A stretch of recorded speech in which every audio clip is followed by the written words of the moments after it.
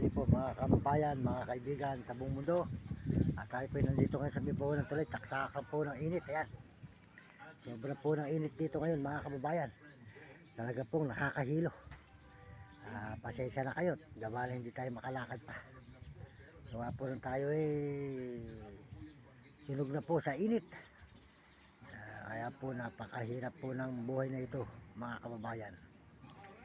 Kaya gusto ko lang po na naglalay po tayo para mapapanood po nyo ang ating video dito po sa Mercandaba, Pampanga. Ayan.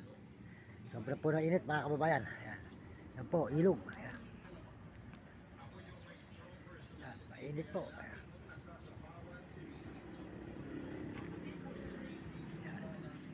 Hoy. Sobra init.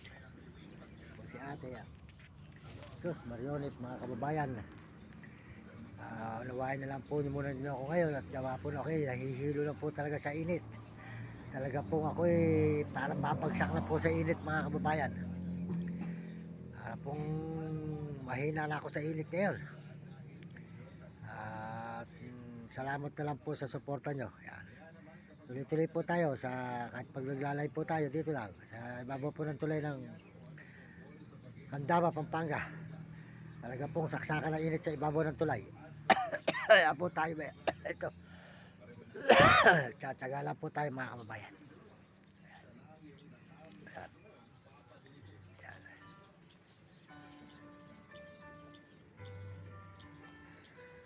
Ilog. Salamat po sa nagbe-message at lahat po nag-i-subscribe. Salamat po sa mga sumusuporta sa ating channel. Salamat po sa ating views. Maraming salamat po sa inyo. Pasensya na po kung hindi kayo nare-replyan. Alam naman po hindi tayo marunong mag-reply mga kababayan. Salamat po sa inyo. Yan. Mainit po. Talaga po sobra na init ngayon. Taon na ito. Nagliligabgab po ang nagniningning ang init. Ubod ng init po mga kababayan. Sa panahon na ito. Talagang 2004 saksakan po ng init. Yan. Yan po. Hanggang dito na lang po. Nagpapaalam tayo muli sa buong mundo at may ibang bansa, sa mga turista, lalo na po sa mga Amerikano. Salamat po sa inyo mga Amerikano at mga Chinese, saka po mga Hapon at Negro at Arabo at mga kababayan natin sa buong Pilipinas. Maraming salamat po sa inyo, kapwa natin Pilipino. Kaya kayong mga kabataan, mag-aral kayo ng mabuti.